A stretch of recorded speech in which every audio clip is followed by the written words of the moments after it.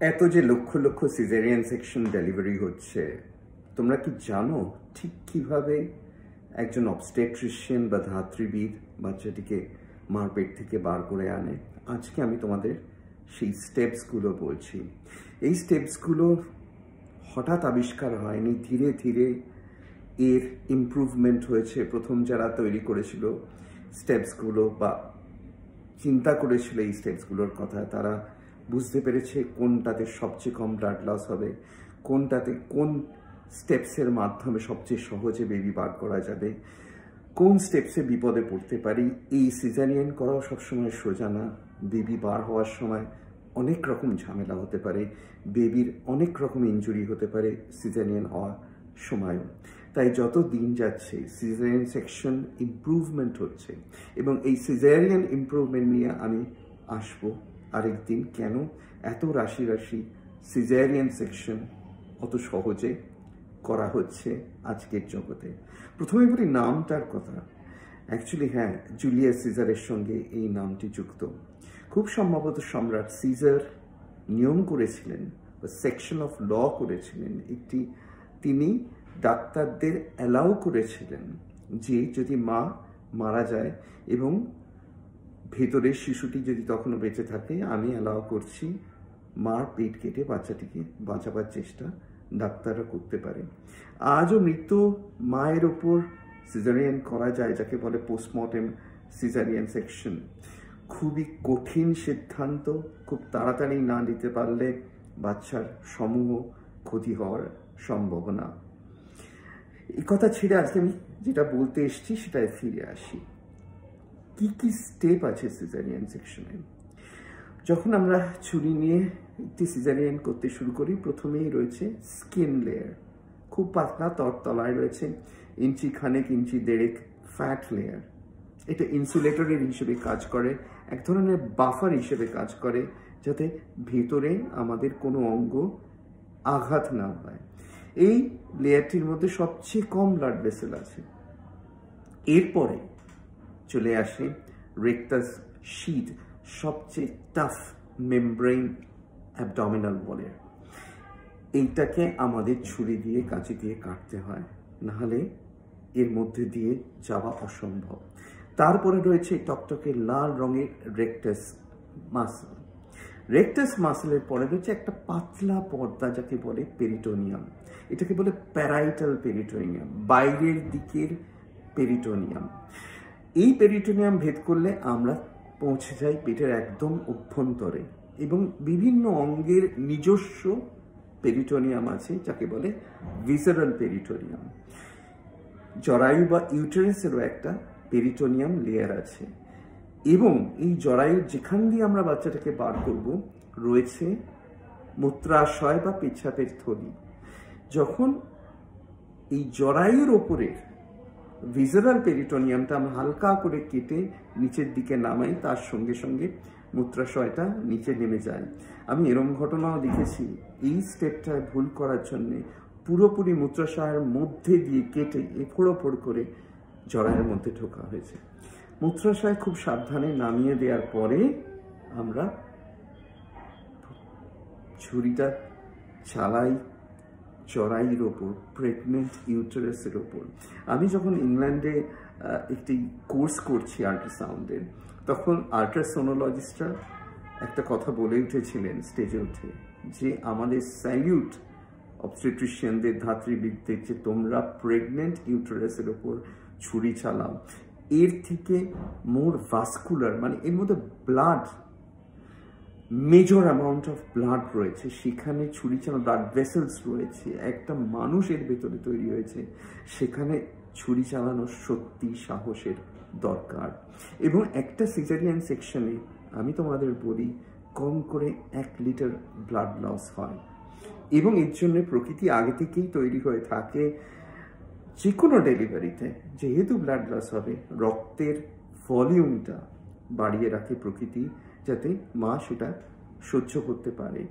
এবং যখন কেটে বেবিটা আমরা বার করে নিই, তারপরে ইউটেরাসটা যখন কন্ট্রাক্ট করে, আমি সে কথায় আসছি একটু পরে, তখন একটা লার্জ অ্যামাউন্ট অফ ব্লাড ইউটেরাসের মধ্যে ছিল, সেটা ব্যাক চলে আসে, আবার পাঠিয়ে দেওয়া হয় নিজস্ব সার্কুলেশনের মাধ্যমে একটা large amount of blood volume goes back into the system again. তোমাদের যদি এই ধরনের কথা, এই ধরনের অ্যাওয়ারনেস, এই ধরনের ভিডিও ভালো লাগে, প্লিজ জানিও, লাইক করো আর সাবস্ক্রাইব করো আমার চ্যানেলে।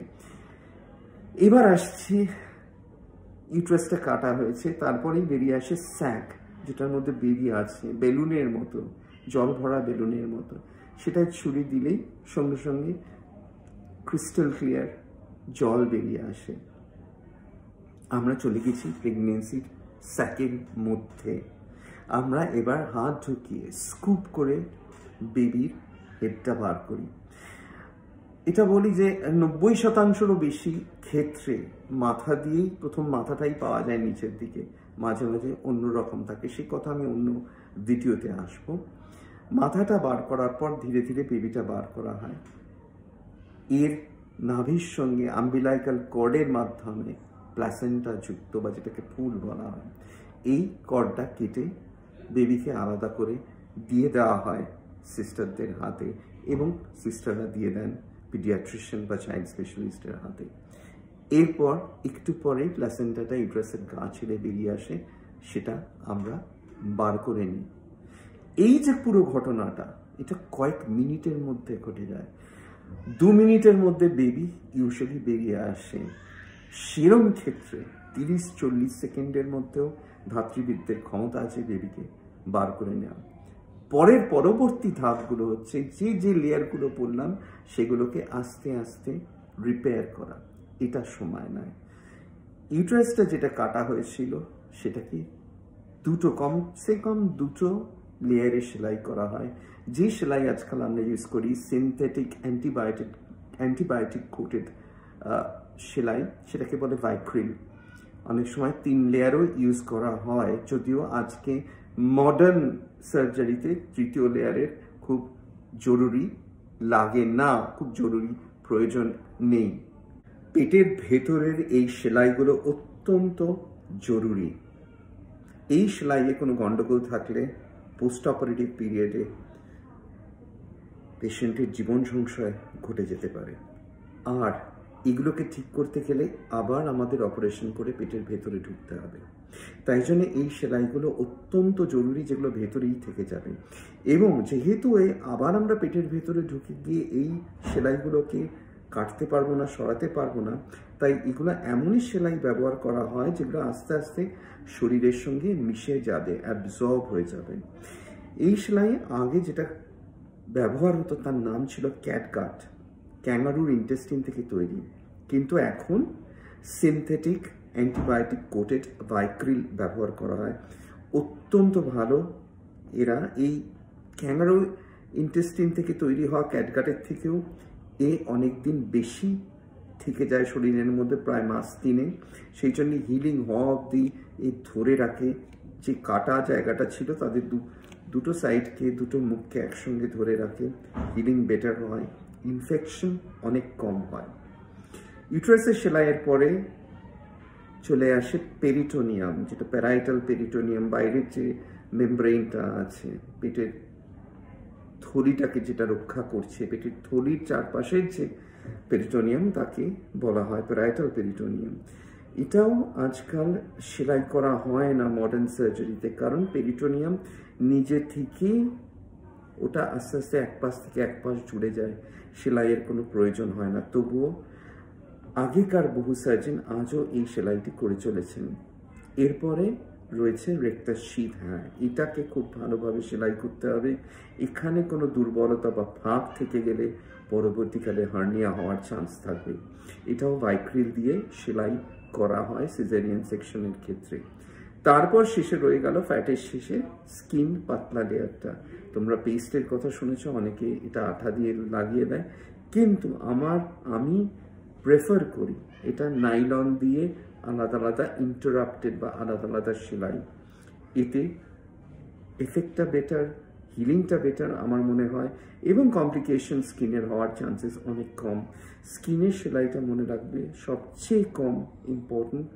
বাইরে রয়েছে, সবসময় আমরা কিছু না কিছু করতে পারি, কিন্তু অপারেশন ভালো হয়ে গেল, অথচ স্কিন থেকে নানা রকম প্রবলেম হচ্ছে, এটা কখনোই আমাদের কাছে কাম্য নয়।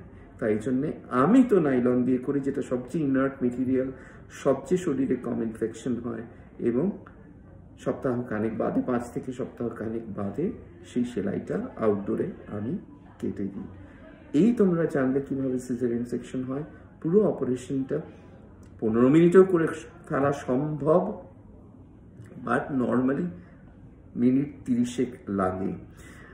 সব মিলিয়ে তার সঙ্গে স্পাইনাল অ্যানাস্থেসিয়া বেশিরভাগ সময় আজকাল হচ্ছে, সব মিলিয়ে ব্যাপারটা ঘন্টা খানেক চলে। এবং আজ এই সিজারিয়ান সেকশন এত সেফ কেন হয়ে গেছে সে নিয়ে আমি আরেকদিন কথা বলবো।